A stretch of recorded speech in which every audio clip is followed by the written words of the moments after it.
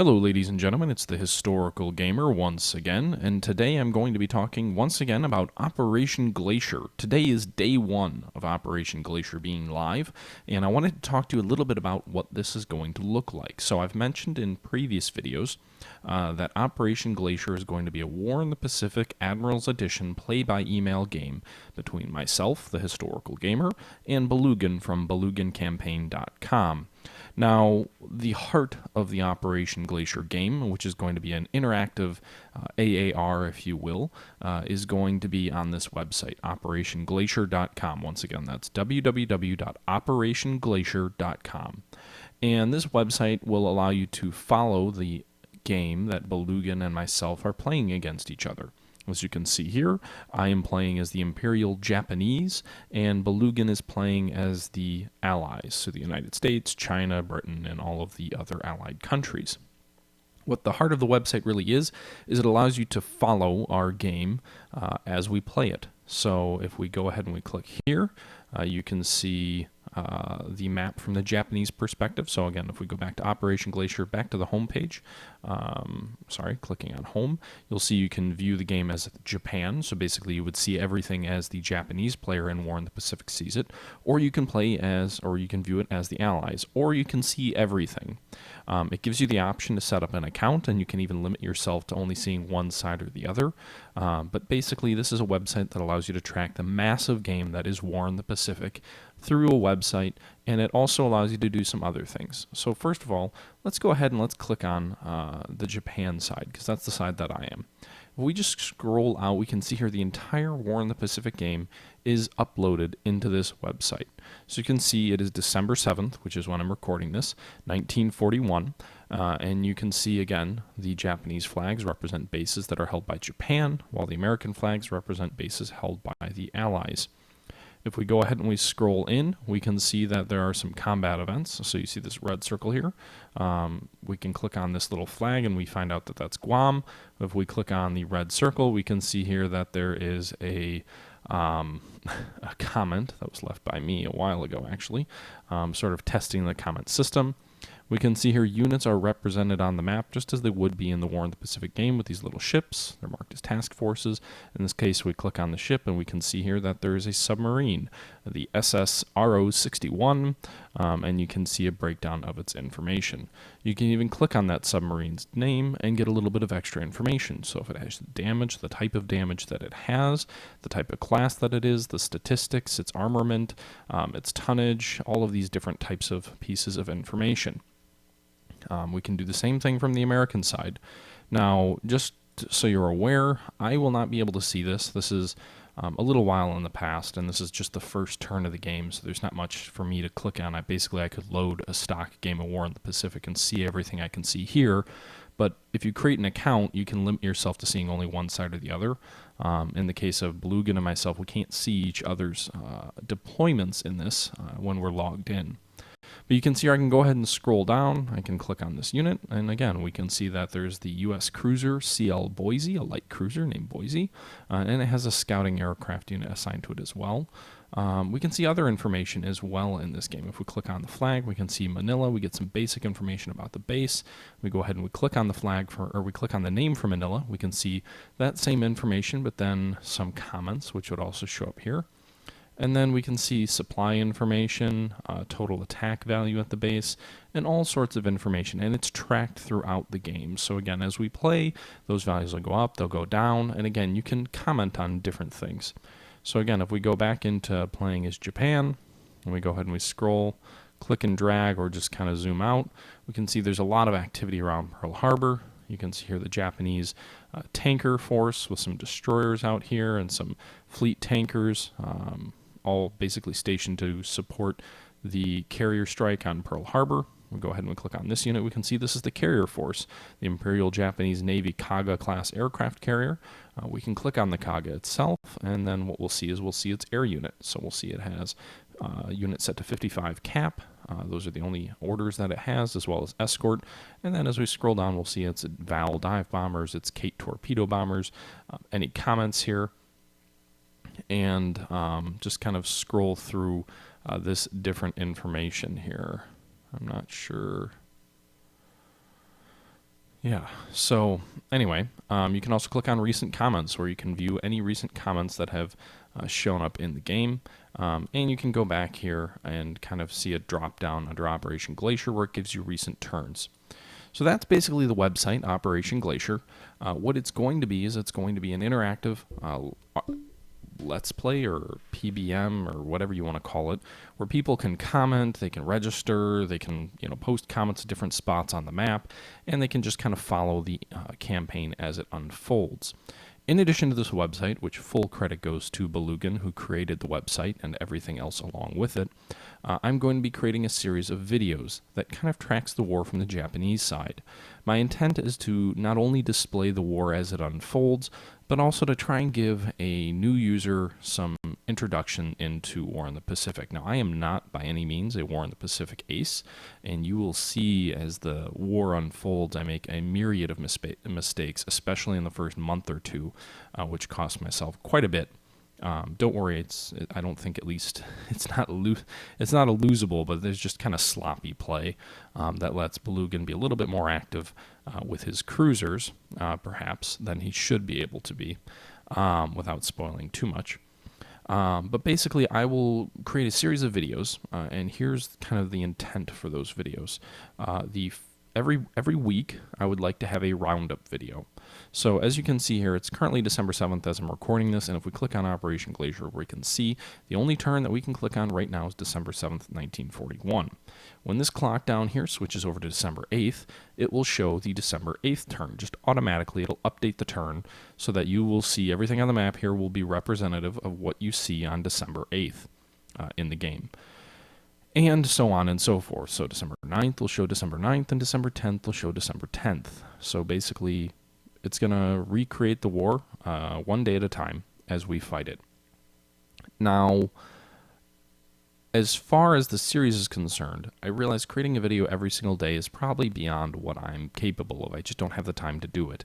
And I had intended a more kind of full-featured video that would show in detail kind of the actual combat of December 7th, as well as kind of talking about the website in a more structured manner. But my wife had surgery a couple days ago, and I've been very busy with school and finals and everything like that, so I haven't gotten around to that quite yet. So what my intention is, and has always been, is that at the end of every week, I will give a roundup of what happened in the game in that week. So I'll create a video that will basically cover, in this case, December 14th. We should see a video that will cover December 7th until the 13th, and it will talk about everything that happened at a high level in the game. As well as some of my intended strategies, where I'm looking to go from there, and just kind of a general overview of the war from the Japanese side. I'm not sure how much Belugan's going to have time to do. He's very busy working on command. But basically, that's what I'm intending to do. Every week, there will be a video that will talk about what's going on. In addition to that, and sometimes in conjunction with that, I would also like to show just kind of a basic introduction into War in the Pacific. As you can see here, by clicking on individual units on the map, we can see that there are a huge amount of details that come with this game. I mean, if we just click on one unit, we can see all these different statistics, and this is just the tip of the iceberg. We're not uploading every piece of information for these units into the website. That would just take too much time. But as far as, and we're using the War in the Pacific tracker to be able to export this information. But as far as what I would like to be able to do is I would like to be able to also create kind of a series of introductory videos into War in the Pacific. Basically, teach you guys what I learn about War in the Pacific as I play it. And I've already gotten quite a bit of help from some, pretty astute War in the Pacific players, but I'm sure there will be lots of mistakes that I make that you guys would like to point out, and I would be extremely happy if you guys do decide that you would like to help out and kind of teach me, and then I can try and help teach others and kind of give them an introduction into this series. Because while this game is huge, you can see this is a game that models every single land unit, every single air unit, every single ship, down to merchant ships even, into this game. While this game is huge, I have found, I was by no means a War in the Pacific expert. I guess if we kind of roll back the clock a bit, what my experience level coming into this game was, I had purchased War in the Pacific, the original one, and not the original, but the War in the Pacific struggle against the Japanese remake that came out, like 10 years ago now. I purchased that game, and played it against the AI a little bit. I started a PBM and got to like January, I think it was, before it fell apart. And I played against the computer, I think, till March of 1942 as the Japanese. And then I never really touched it again. I still have it. I always want to go back to it. But it can be a big investment in time. And then in War on the Pacific Admirals Edition, I think I might have played a week total into a game before. So I hadn't had the time, I hadn't had the motivation. And seeing as I'm doing a horrible job explaining this already, War in the Pacific is a game that recreates World War II one day at a time in the Pacific. So every turn you play, every time you give a set of orders, that covers just one day of gameplay. So again, each day you give new orders and whatnot. And as you can see, I've never really gotten very far in this game. So what kind of prompted this is I guess I'm kind of learning the game as I'm playing it. And Belugan and I had talked about doing a podcast about a year and a half ago together, where we just talk about strategy and war games and maybe even some kind of international politics. And that kind of fell through when Belugan joined the Warfare Sims group to help with Command as an official developer, just because, it would be a little bit difficult for him to fairly talk about games and politics and kind of be out there politically without perhaps, some conflict of interest there. And I kind of felt the same way. I've mentioned in my videos that I'm on the Scourge of War team. So again, I don't think it's right for me to officially review games. That's why I don't do it, given my status on another team, on another development team. But we'd always been looking for a way to kind of get involved and maybe find different ways to stay involved, to have some kind of series together, basically some kind of series of videos or something where we could collaborate. And kind of the idea was, well, why don't we play each other in War in the Pacific? And then the thought was, well, why don't we create like a series out of it? And given the fact that Bal doesn't have a ton of time to go and create videos these days, the thought was, well, maybe we could create an interactive AAR, which is really what this is. It's an interactive AAR, which allows people to view our game as it goes on and watch all of our newbie mistakes. So with that in mind, again, you are going to see me make tons and tons of mistakes as far as the game's concerned, but I think it's useful to frame an AAR in that way. Because if I can kind of show you how to play while learning myself, I think it'll show you this game isn't as difficult to learn as you would think, to be honest. I mean, this game is a mammoth game. It takes a serious commitment of time, but it's not the... I don't know how to say it. It's not the most difficult game I've ever seen to learn how to play. You kind of pick things up. It's incredibly deep. Belugan is definitely a better player than I, but it gives you just enough to kind of figure out what's going on, and then it makes you curious. You go back and you search the manual and you figure out, all right, why did things happen the way they happened? And it does a really good job, I think, of kind of teaching you as you play. And the nice thing is, with a game that has such a slow pace, hence the name Operation Glacier, of a one turn at a time type deal, you can really afford a few mistakes here or there. Not with your carrier battle group if you're the Japanese anyway. Obviously you can't afford to lose all your carriers early in the war because that would be disastrous. But it allows you enough time to make some mistakes and kind of learn the game as you play. We're a couple of months into the game, and I'm dramatically better than I was at the start, as you will see. I'm sure many of the War in the Pacific kind of diehards will absolutely die with the mistakes I make. But I thought it would be interesting to share my experience, and again, in my opinion, show you how War in the Pacific is not quite as terrifying a game to get into as it might first appear when you're just looking at this. In addition to that, I also am going to potentially create a few more detailed, more kind of historical-based series. I like the idea of creating a few videos that maybe when big battles happen, if there's a massive carrier engagement, I'd like to create a series of videos that kind of recreate that in documentary fashion. Now, this is a little bit ambitious for me. I don't have a ton of huge video editing skills or anything like that, but I think it'd be really cool to kind of have like a fake history type documentary on the battles that we fight as we go on. Now, obviously, there won't be anything like that for Pearl Harbor because, frankly, Pearl Harbor unfolds in this game like Pearl Harbor historically unfolds pretty much all the time, unless you launch like a secondary strikes or anything like that.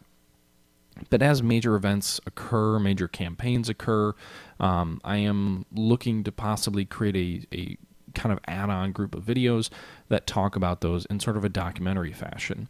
And in addition to that, again, I will perhaps create additional videos here and there that talk about individual features of the game and kind of ways to learn the game or think about the game, or kind of just different things you should know when you look at playing War in the Pacific. So I know this video is more of a just kind of me talking to you in a very high level video at this point, but I wanted to show the website again. That's operationglacier.com. Just type that in. I know the tag here is longer. Again, I hope everybody appreciated and enjoyed the video, and let me know what your thoughts are. And I'll look forward to seeing you next week when we talk about the first week of the war from the perspective of the Imperial Japanese and talk a little bit more about War in the Pacific. Also, just a heads up, this video series will show actual in-game footage and not just rely on the website alone. I just wanted to show this neat little site here.